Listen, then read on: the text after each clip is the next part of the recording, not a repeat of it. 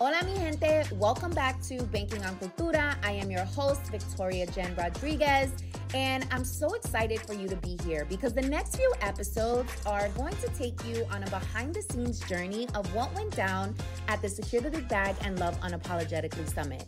I hosted this event in November 2023 along with my partner, Cara Alwill, and we just got so much great feedback and literally lives were transformed that I wanted to bring this to the Banking on Cultura community, especially as we are approaching a new year and thinking about who we want to be, right? And why do we want to be this person? And what is it going to take in order for us to get there? So I welcome you to join me on this journey of how you are going to increase your streams of income entering into 2024. But most importantly, how are you going to love yourself unapologetically and those around you that you care about? So grab your notebook, grab your pen, because mega gems were dropped.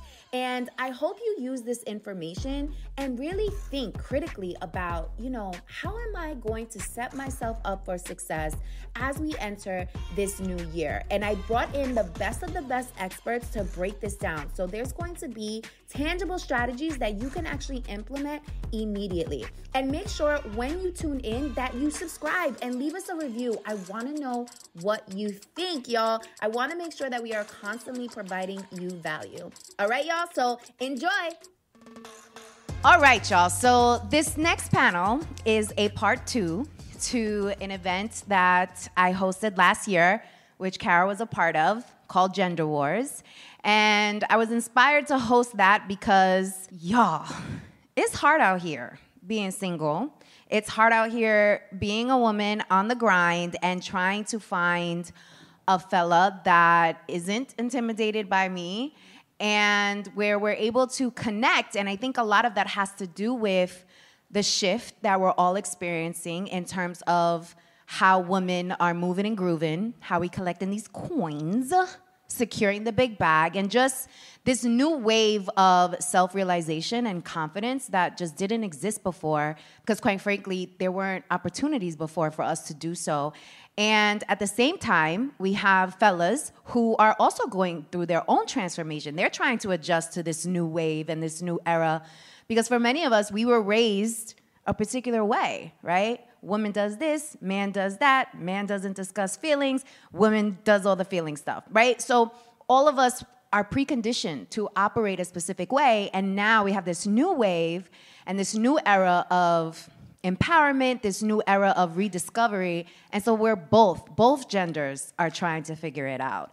But there is a tension that exists between both genders, right? We see it at the office, we see it in business, and we also see it in love. And so last year's conversation went so amazingly well. We got so much great feedback that we were like, we gotta run it back. we gotta run it back and do a part 2.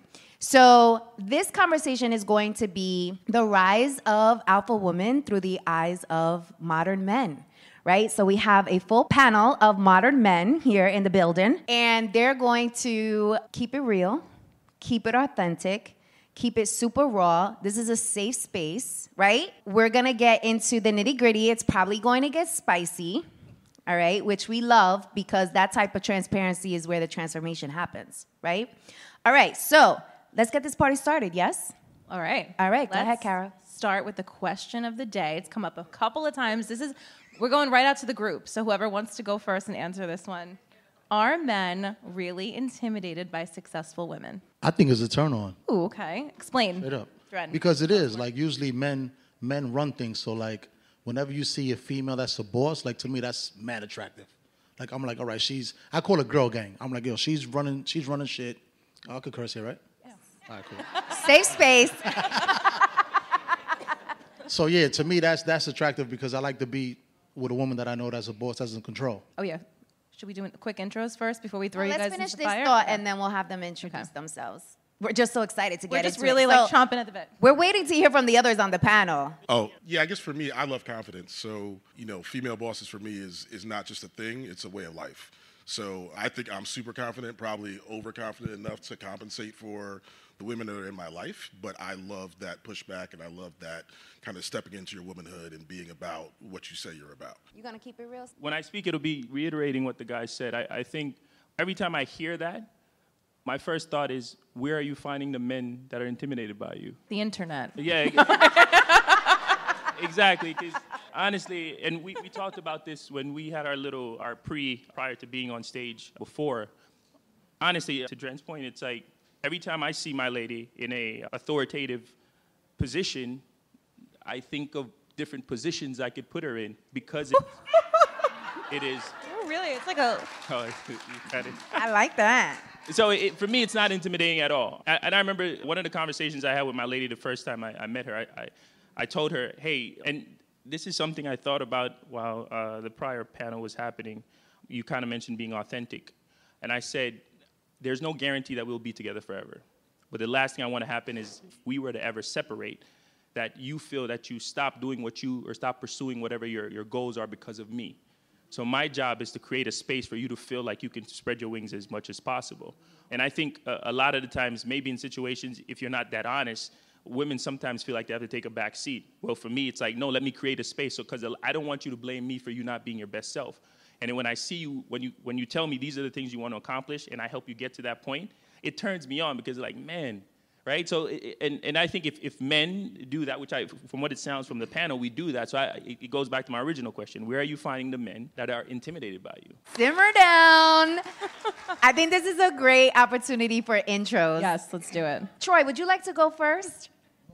Yeah, I guess I'm the streets here. So I'm the single guy, so Troy Bigby. I run Devil's Reef Cinnamon Spiced Rum, so I'm the global president for K Street Spirits. Dren Starr, represent Douce Cognac, is a luxury brand under the Rock Nation Bacardi umbrella, and I'm the brand ambassador. Swalé, innovator, creative. I run an identity platform, and then I own a consulting service around ideation and creativity. All of them are being extremely humble right now. I know. I'm like, guys, you're amazing. Shout it from the rooftops. Yeah. Okay, Dren, this question's for you. So you and your partner work together. We discussed this on our panel prep call, right? You work for the same company.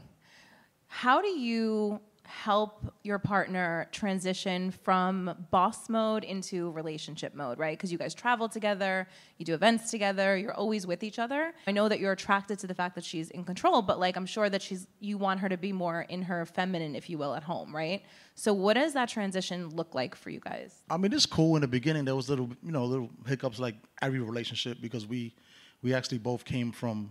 Obviously, I was married, divorced. I went through all of that drama. In the beginning, she'll be on her conference call sometimes, and I'll be in the crib chilling. And there's a lot that goes on with what we do, and then there'll be times where, some conferences, some of them are good, some of them are bad, and then the energy just keeps on going. And I'm like, yo, slow down, relax, chill. Like we're not that hat is not on in the crib right now. You know what I'm saying? So like, it was an easy transition. It was just like one conversation. Then after that, everything was like pretty cool. We didn't have to like bump heads. Like it was just like like you guys said before in other panels. You just have to have a conversation to be transparent. Mm-hmm. And she was receptive to it. Very, yeah. So since you guys have figured it out, what are tips that you have to separate the two? Like when you're at home, you check work at the door. What are some tips you can give other people? Because a lot of us are all killing it professionally, and sometimes that comes home with us, and it's hard to like turn off. I think just being honest, being able to communicate with each other. I think that's what it really is. And being that we do work together a lot, I know when there's tension going on. I can't act like I don't know what's going on. You know what I'm saying? Like we deal with things nationally. She's globally, so like there's work coming from all different types of angles, and so me understanding her role and her position, I could be like, "Ah, babe, you good?" Like I'll let her calm down, half an hour. Everything's good, and she'll be like, this is it. But again, it's not between us. It's the work, and I'm privy to a lot of information that a lot of people are not. So I'm more understanding than the average cat will be. Like, let's say if she was with another dude that was in the same industry, there's no way in the world it will work, because he's not going to be privy to what she really does. I am, and it's it's on both sides of the token. You know what I'm saying? So you and your boo thing actually work together? Yes. So I work with the brand on Rock Nation. She works for the marketing team. So we're both of her clients. So she has Bacardi as a client, and she has Rock Nation as a client. So she does both sides. We flying around the world literally like every other week. We're on a flight. We're going somewhere, whether it's business vacation. But we're both Latino. We're not dumb. We're both born and raised in the hood. So we know what goes on when you live this type of lifestyle. We don't live a normal lifestyle. We just don't. I'm sorry. You know what I'm saying? We're around all these celebrities all day. We're around all these A-listers, and it's like you have to have a lot of trust in your partner to be in this industry. And if we didn't do things together and travel, it just wouldn't work, and I'm just being real. So what do you guys think about the term alpha female? And I want to start with Swalé on this. What does alpha female mean? I've never been asked that question. From my understanding, I could be wrong, it's a woman who takes control, who is super independent, who goes after what she wants, right? Who doesn't take that traditional submissive role in life in general. Just think about this for a second. What generally happens when you have two alphas in a tribe? They kill each other. Yeah. So I think that's the challenge. Inherently, we are setting ourselves up for failure because the concept of alpha means in a group, there's somebody that takes the lead. You both can't be alphas. So if you're saying when I leave the house, I'm alpha, you're not truly alpha because you're yearning for an alpha male. So this idea that now you become second to that alpha male, then you were never alpha. It's almost like you put on this thing to walk out and to face the world. And that's my issue with it because in my relationships, when I think about it, even beyond the one that I'm in now for a long period of time, if I just think back of all my relationships, there's some competitive things that happen there, and that started to trigger the demise of the relationship, where it's like, I don't appreciate you for your role because I feel like you're in competition with me. And I remember always finding myself saying this thing, like, we're on the same team, I'm trying to help you. And it can be a challenge for a lot of people because it's easy to say, I'm with somebody who's actively doing things, but when you're not doing the same thing, it can kind of beat on you psychologically, right? And then you start to try to compete. And I think that is where a lot of relationships start to kind of hit their breaking point. So now when you inherently go into this idea of a relationship as a alpha female, when an alpha female meets her preferred alpha male, then you have two alphas in a single domain. And then that is where inherently in any, outside of just human relationship, any relationship in general, two alphas, one has to show dominance. And that in itself, to me, causes a problem. And that's my reason why I don't necessarily like the term alpha female. I think for women in general, don't try to assume what is historically a man's responsibility. And because you've had to do these things, you want to take on this manly title. Like, be woman and just enjoy and embrace that. And I don't feel like you have to now get these titles that men assign to themselves for you to kind of validate what you've done in your accomplishments. I think you could be a beautiful woman who's a hard worker, who is whatever titles you give. I don't want to say boss ass or whatever it is, but you can be all that without being alpha. Yeah, you can be that without being an alpha female, right? And that's been my challenge. It's like, I don't want to compete with you. Right. How do you want your woman to turn that on and off? Because we have to be strong. We have to be boss bitches, right? Like, we've got to make money. And we love it. We're passionate. So how do women, like, shift over then into this more feminine energy that you guys are talking about when it comes to love? We interrupt our program to bring you this important message. Ooh, this is really good. You should know about this. So I don't know about you, but I've been known to procrastinate, especially when things scare the hell out of me. The fear alone would have me stuck, overwhelmed, confused, and all types of self-doubt. And don't even get me started on the imposter syndrome. Okay. After getting laid off, not once, but 3 times, honey, I realized that the security blanket that I made up in my head was just an excuse because I didn't really want to bet on myself. The corporate benefits that had me in that headlock, girl, they went out the window once my job decided that they no longer needed me. Turns out that I'll save a whole nickel if I cut your salary completely. The truth is, the only security blanket guarantee is the one that you create for yourself. In other words, until you start a business, you will always be at the mercy of a company's headcount, and you will never have complete control over your time, which means you'll be renting out your thought leadership and helping build someone else's dream instead of your own.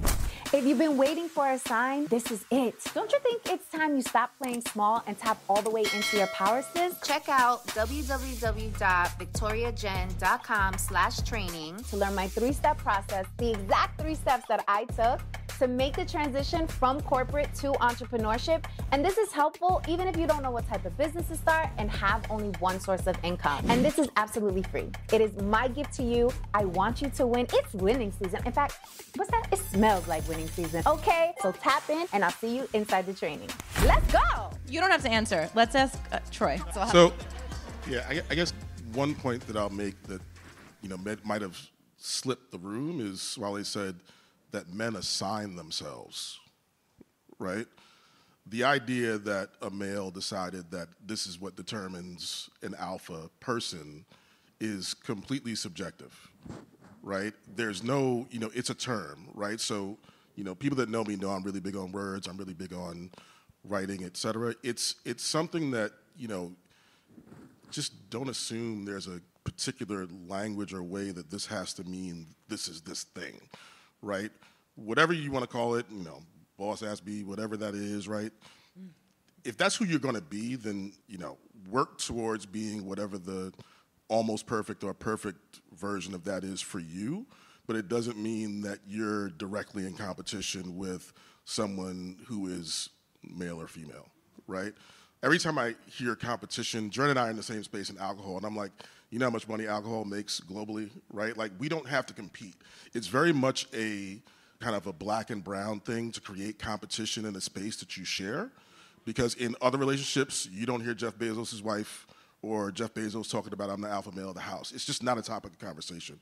I think it's something that's very small in the space that we grow in, because we're all, no matter where you came from, we're all trying to fight for the top role in the home, right, or outside. And I think that's something that's just inherent to our culture, and it's something that kind of always predicts the demise of any relationship or anything that you're trying to do, is creating this kind of subchasm of competition that doesn't really exist. Swalé, I want to come back to you because you actually are business partners with your boo thing, with your wife, and you guys are also parents. Correct. Right? So what does this look like on a day-to-day basis, and how do you give each other space to be each of those things without killing each other? Whoa, that's a loaded question. How do we give each other space? We ask for it. I think there's this assumption that I know what she feels when she feels it, and she knows what I feel when I feel it. And we romanticize this idea as like your man is supposed to know your inner thoughts and know exactly how you feel when you feel it, because that's what social media and the movies tell us, right? Oh, he finishes my sentence. Oh, he completes me, and I don't even have to ask for it, because earlier they said, when I go out, he knows what to order for me, and it's like, why are we giving men this mythical like capabilities? Like, we're not supermen. We're human beings just like yourself. But I guess you do this thing where it's like, instead of just asking for it. I'm a professor at Parsons, and I just left class before I came here. And as the class ended, I asked the students, did you get what you want from the class? And they were like, no, it was missing this one thing. And then my question was, why didn't you ask for it? Well, I thought it was going to come, but what made you think that it was going to come? Because if you have the opportunity to ask, why not ask for it? So this morning, the conversation went like this. Hey, I want to go to a Pilates class tomorrow morning at 9 a.m. Is that cool? Yes, that's cool. And I responded, I want to go to a boxing class at 1 p.m. That's cool. Usually my daughter goes to tennis at 9 a.m., but she says, I need some time for myself. And it's on and she's like, they have an opportunity to, you can, at the class she goes, there's a space for kids. Do you want me to take the kid? I'm like, no. I'll keep her, and then you get exactly what you want out of it. But all it took was for her to ask, because in times past, it was like, no, he should know that I need this time because I'm a mother and I run my law firm and I'm a partner and I'm there. And it's like, no, because guess what? While you're doing that, I'm still a father. I'm still a partner. It's still my responsibility to take care of this household. So I'm not, as much as we are in tune, we still have separate lives in this domain, and it's okay to ask. It's okay for your partner to not know your every move or what makes you happy or all these things. It's okay to just say, hey, I'd appreciate it if you did this. And you know what, the partner, if they appreciate you as much as you would appreciate that, they would say, yes, I will do it for you. And that's how we make it work. We just ask and then hope that it's reciprocated on both sides. I'm feeling very called out. In a good way? It's like therapy? Of course, that's why it's happening here. Amen. To feed on to what you're saying, that's why my last relationship didn't work, because we would clash. And like Swalé was saying, it was like we would clash and it just wasn't, listen, we both can't, somebody got to act right. You know what I'm saying? And no, and I'm saying that because, whether maybe I was wrong. I'm just saying my story is crazy. Like I was in prison, I was on parole. So like I had my back against the wall 24/7. So I was walking on eggshells. So I had all of those elements, and then I had to make sure that this woman was happy. But I'm finding out that she's trying to compete with me. And it's like, we can't compete. Like I know what I'm doing. You trying to figure out what you're doing, but you trying to stop me from doing what I'm doing because you want to bug out? And then I'm on parole, so I can't really tell her about herself because she called the cops on me. I didn't even do nothing. You see what I'm saying? So like I gotta tread lightly, and then I'm the one going to therapy. I'm the one putting my best foot forward.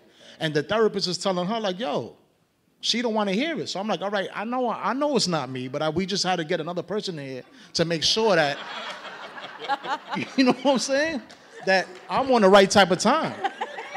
You know what I'm saying? She's like, oh, we got to change therapists. I said, no, we're not doing that. We're not doing that. So the reason why me and my new partner work out, because we both been through these challenges and these obstacles. We both went to get the help that we needed to evolve in life. And that's why it's working right now. All right, we've got one for Troy. So you are the single guy of the group. You're also a super successful entrepreneur. Do you feel that you're ready and available for a relationship? No.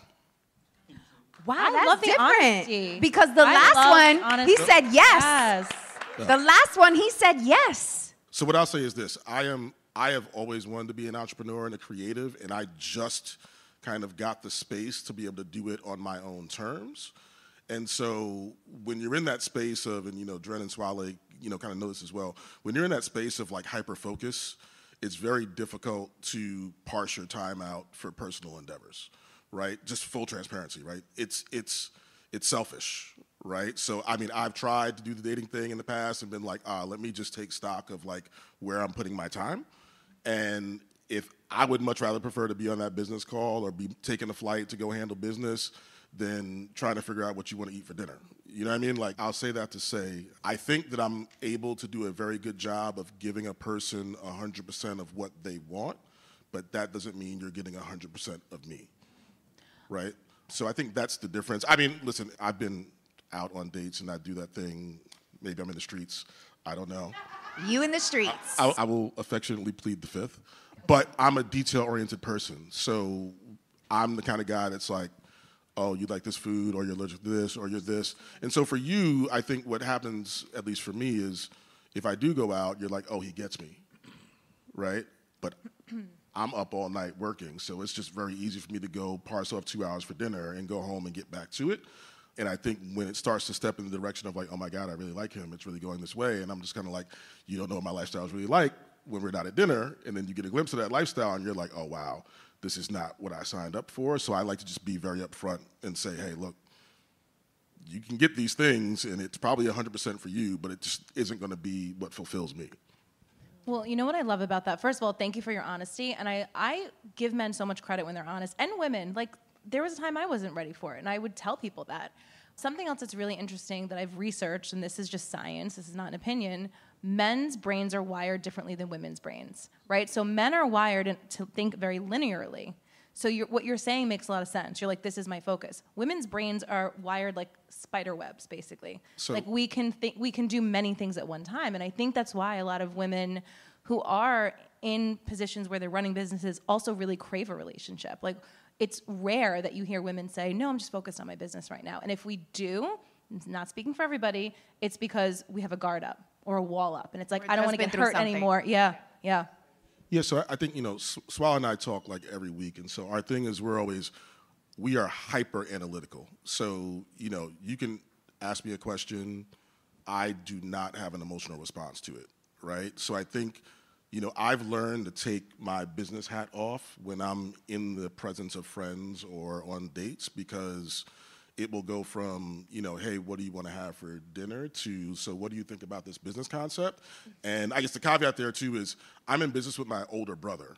So I have to turn off being the younger brother every day when we talk business because he wants to lean on the you're my younger brother thing. And I'm like, no, this is the way that we have to run this business. And so it's a switch for me, which I think doesn't, Swalé and I, he does this as well. A lot of our friends as a group, we do that also. But that's just how we're wired, right? And everybody, especially women, as to your point, aren't really wired to see that switch go off.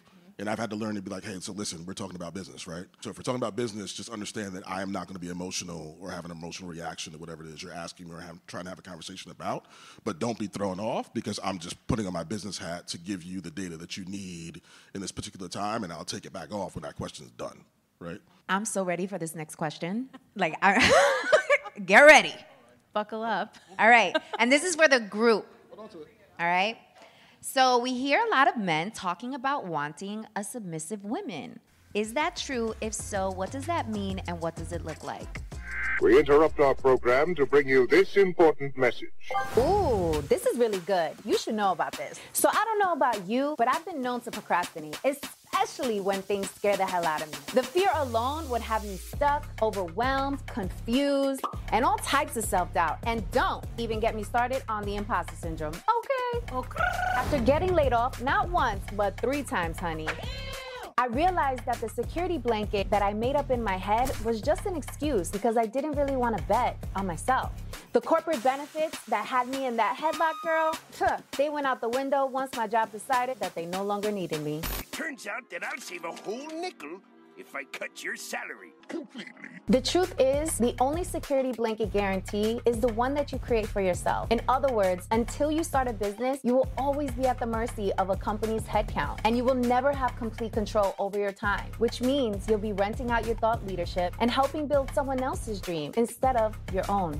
If you've been waiting for a sign, this is it. Don't you think it's time you stop playing small and tap all the way into your power, sis? Check out www.victoriajen.com/training to learn my 3-step process, the exact 3 steps that I took to make the transition from corporate to entrepreneurship. And this is helpful even if you don't know what type of business to start and have only one source of income. And this is absolutely free. It is my gift to you. I want you to win. It's winning season. In fact, what's that? It smells like winning season. Okay, so tap in and I'll see you inside the training.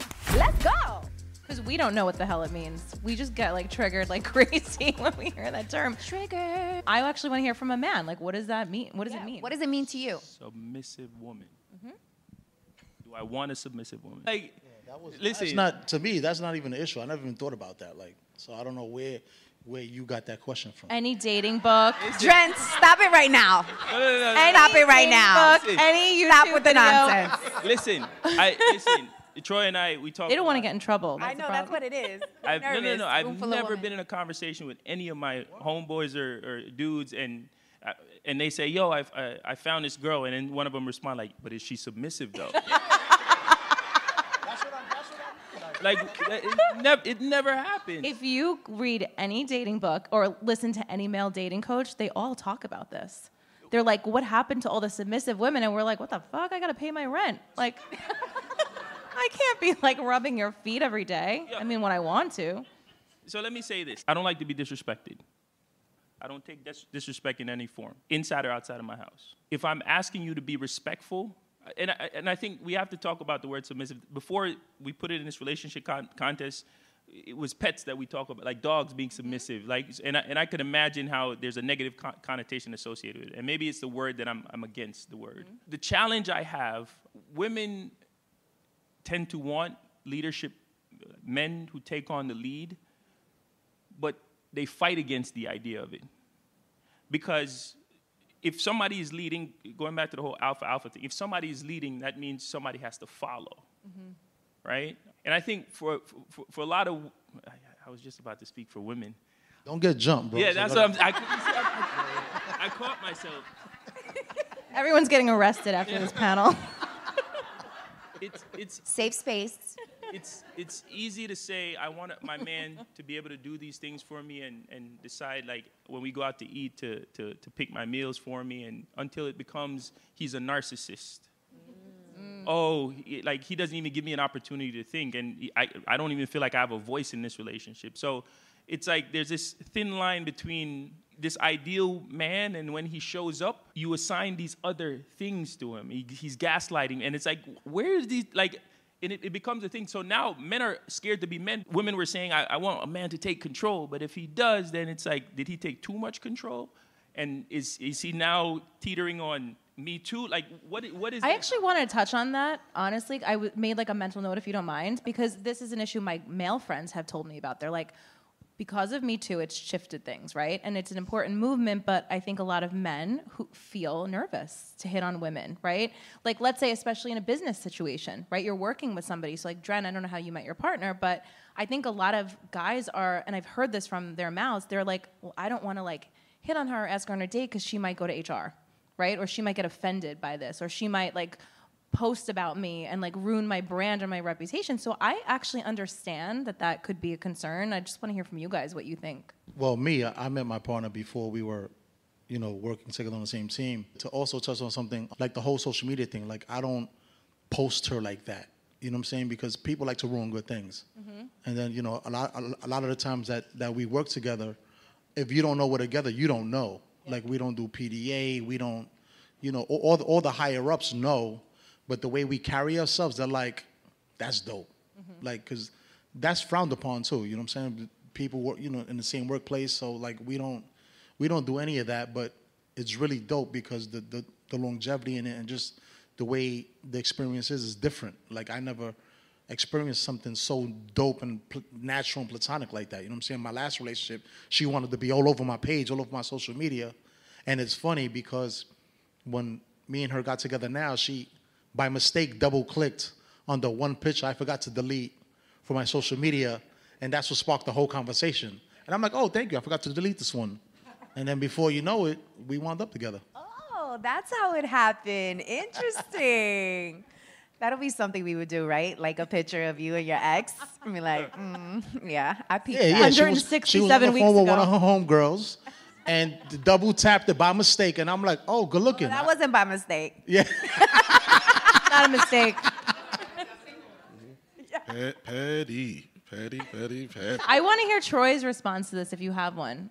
Do you feel that way? Is that like a real concern with single guys? Not the single guys that I know, but I mean, it's a double-edged sword. I don't think any highly functioning, emotionally intelligent man, turns a blind eye to, the possibilities of how things can go wrong.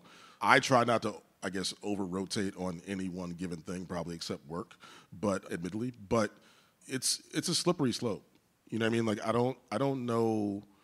It's been a long time since I was in a relationship with somebody I worked with. So today, I wouldn't know how to navigate that space, right? I think, it's always, I would love to say it's always, a sort of, dual feeling or connection or something that you see and then you want to figure out how to act on it, but there's no, recipe or guidelines to how you navigate those kind of situations. I want to follow up to what you said earlier, Troy, about you not being ready for a relationship. Is that because of the responsibility of a relationship? Because I know you know a lot of fellas in your arena, like you talked to Swalé, who's married, happily married, has the kids. Like, do you think about like, yo, maybe I need, how old are you, Troy? I'm old. You're seasoned. You're seasoned. So do you ever think like, yo, let me make a move on this because I'm not getting any younger? Nope. Why not? We interrupt our program to bring you this important message. Ooh, this is really good. You should know about this. So I don't know about you, but I've been known to procrastinate, especially when things scare the hell out of me. The fear alone would have me stuck, overwhelmed, confused, and all types of self-doubt. And don't even get me started on the imposter syndrome. Okay. After getting laid off, not once, but 3 times, honey, I realized that the security blanket that I made up in my head was just an excuse because I didn't really want to bet on myself. The corporate benefits that had me in that headlock, girl, they went out the window once my job decided that they no longer needed me. Turns out that I'll save a whole nickel if I cut your salary completely. The truth is, the only security blanket guarantee is the one that you create for yourself. In other words, until you start a business, you will always be at the mercy of a company's headcount, and you will never have complete control over your time, which means you'll be renting out your thought leadership and helping build someone else's dream instead of your own. If you've been waiting for a sign, this is it. Don't you think it's time you stop playing small and tap all the way into your power, sis? Check out www.victoriajen.com/training To learn my 3-step process, the exact 3 steps that I took to make the transition from corporate to entrepreneurship. And this is helpful even if you don't know what type of business to start and have only one source of income. And this is absolutely free. It is my gift to you. I want you to win. It's winning season. In fact, what's that? It smells like winning season. Okay, so tap in and I'll see you inside the training. Let's go. Why cuz, right? Like, what is if we're putting this into male and female terms, I don't have a biological clock per se, right? So just that portion alone says that I don't have to do any of that stuff. And I live in Edgewater, New Jersey, so there's some older mofos than me that's out here crushing it. You know what I mean? Like, it's anybody who knows, listen, we're in metropolitan New York, New Jersey. It's not difficult to find people to date or to hang out with or to do whatever you want with. But I just, when I do make that decision that I want to be in a relationship, I want to be able to give that person 100% of what it is that they require, and I want to be able to get that in return. And so today, I'm not going to give it, right? Because I don't necessarily have it to give, if I'm being honest, right? I'm completely focused on this next step or this next phase in my career, and selfishly, for the first time, I can say that that's what I want to do, as opposed to putting that to the back burner. I'm not a lover who is partially there, so I can't be partially I can't be partially there for my partner in that way. So, okay, can I ask one more follow-up to this? So, have you guys heard of like the taxi cab theory? It was like on Sex and the City. If a man is ready, his light is on. Like a cab, you can hail a cab. If the light's off, it's not going to stop for you. If the light is on, it'll stop. So the theory is that when a man is ready, he'll basically just be with the next woman. And this goes both ways, right? But he'll be with the woman that's in front of him. Or do you think that the right woman can change a guy's mind? Like, Swalé, I'd love to hear from you. Like, did you feel like your partner made you think differently about relationships, or were you out there like actively looking for somebody? I've never actively looked, just like I've never actively found a book to read. Every book I've ever read, it came into my life organically. Swalé also was a bachelor pre-marriage, and every woman fell in love with him. Yeah, listen. Hey. That's some insider information. I've never had a problem with women loving me. My biggest problem was finding a woman I was patient enough to love back. And that's always been my challenge. That you were patient enough to love back. What does that mean, patient enough to love back? Like, tell us what that means. To deal with the shenanigans and the bullshit. But he was patient enough to love her, he's saying. Sorry. Unless to deal with her bullshit. I don't know. We all have our bullshit, right? Well, one, I want to clear this up. There's this notion that, especially when you say happily married, right? My lady tried to leave me 3 times this summer. Wow. Right? But she can't. Look at, come on. Let's be honest. But anyways, the reason I'm saying that is because relationships take work. Like there's this idea that this fairy tale happens and you're gonna fall in love and then everything is gonna be like just bliss. And it's never that. And out of the 3 times, it might not have been 3, but that she wanted to or decided that she was gonna leave me, I wasn't even conscious of it. Troy made a point about like we're focused and goal oriented. I'm trying to every morning I wake up, I have a responsibility to take care of my family. That is my number one priority, right? And I will admit that sometimes because of those blinders, I might not necessarily, it takes me a while to kind of step back and kind of see everything because I need to accomplish like certain things. I know the responsibility that's on me. With that said, it's like relationships in general just take work. And I've worked really hard for this particular relationship just because there's children involved. But beyond that, I love my lady. And I know that I'm not perfect. As much as I may joke about it, but I know that we are all flawed individuals, and I think sometimes we chase this idea of perfection, and I hear stories outside looking in. Everybody's like, oh, like I want that, right? Like we live in this idea like, oh, it's perfect until it's not. But the things that are imperfect have always been there. But if we walk in the situation and be like, I see that flaw and I'm okay with it, right? And if we get to that early, when it comes back, I knew it was there and I moved. Like one of the conversations I have with my lady a lot is this idea of compromise. What is your compromise, right? And we all have this idea, no, I shouldn't have to compromise. Unfortunately, everything in life is a compromise. Whether you admit it or not, it is a compromise. And then you have to be honest with yourself, to be like, is this the thing I'm willing to compromise on? And if it's not, then you can do that early. But when you're here and you believe in this idea, it's like, no, he completes me and all these things. And then one morning, he does something, and then it's not brand new. He's been doing it from the jump, but you were so caught up in this moment that you didn't see it when it was glaring. Then you blame him for being himself because you didn't want to see it at that moment. And I think that's it. And to be honest, this is the second time I'll say it. We're not superheroes. We are not any different from anybody that's out there. I think the one thing we may have more than the next is just being self-aware. I understand my flaws. I'm okay standing up here and tell you I'm wrong with this, and this, and this. And if I tell you and you don't want to see it, you cannot blame me for it when you finally decide to see it, right? And that's a conversation you have to have with yourself. What's the mirror work? Yeah. Okay, so let's move into the final question because we got a minute left. I would love to hear from you guys how women should talk to fellas about therapy.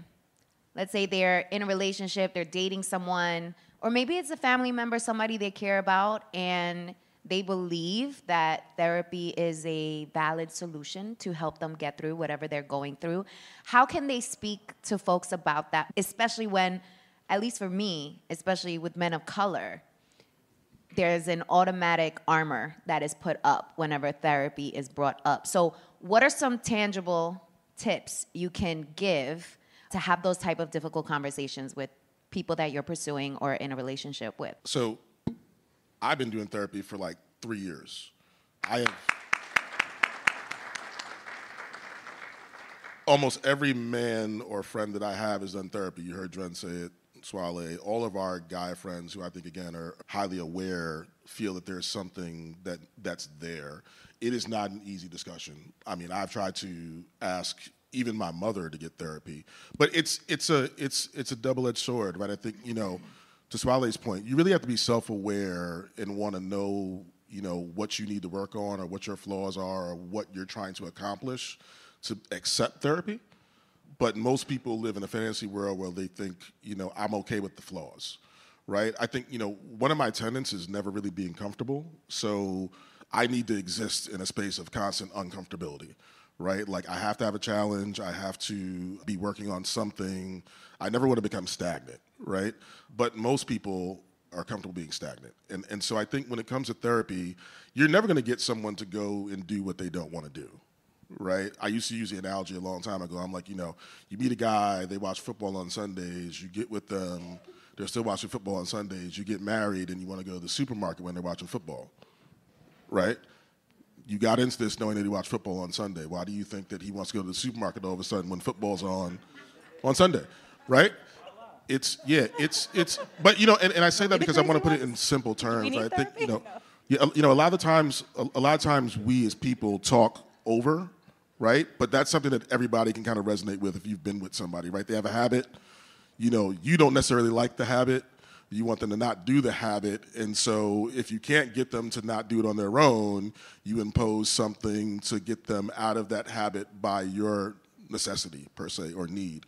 And with therapy, it's one of those things that you have to go into it eyes wide open, right? Most therapists want you to talk. They listen. Some, I'll say, people like Phil Stutz, for instance, their methodology is here's the issue that you have. There's a resolution or a way to go about looking at that and doing some self-work and getting that to kind of fix itself or you fix it. But it really has to be of someone's own volition. They have to want to make the effort either for themselves or for the people that they love, right, to make the change. And other than that, I don't think it's really possible to get somebody to do something that they don't want to do. When you're ready to do the work yourself, I think it's so much easier because it just shows a level of evolution. And if you got to speak to a man to go to therapy, listen, he didn't evolve yet. Yeah. He's still for the streets. He's on the block. None of my man Troy, because he's getting therapy. But if you got to speak to homie to get therapy, like that in itself is very, very telling. You know what I'm saying? He should be wanting to get the help himself. That's a great point. Yeah, and I think a great way to lock down this conversation, because we can keep going and going and going. I just want to thank each of you for your vulnerability. Yes, thank you guys. You got something to say, just Swalé? on therapy, two things. One, Okay. Not all therapists are good therapists. And it could be worse than be beneficial. So we got to be mindful of that. And then I saw a documentary over the summer, and it was a lawyer who's a divorce lawyer talking about marriages. If you haven't seen it, it's an amazing documentary. But he said something. He says, people tend to lie to their therapist, but they won't lie to their lawyer. Saw that. So yeah, that's good. when you tell people go to therapy, they give the therapist their version of the story. And it's not authentic, right? So as much as it's cleansing and it should be, when it's based on a lie, you can't get truth out of it, right? So again, it's easy to say go to therapy, but be honest in therapy as well. And I think you cannot tell somebody to go to therapy without telling them be authentic in that space as well. That's a great point. I love that. All right, well, thank you so much, fellas. Thank you, guys. Mi gente, did you hear? Banking on Cultura is also on YouTube. So if you're into the visual thing, if you want to see our reactions and get into these fits, honey, make sure to look up Banking on Cultura over on YouTube. Thanks for listening to today's episode. Don't forget to make sure and leave a review. This is super important because this is how we're measured on the different audio platforms. So if you want to hear more of Banking on Cultura, if you were vibing, if you had takeaways, if you just enjoyed this episode, please make sure to leave a review. I appreciate you so much. Until next time.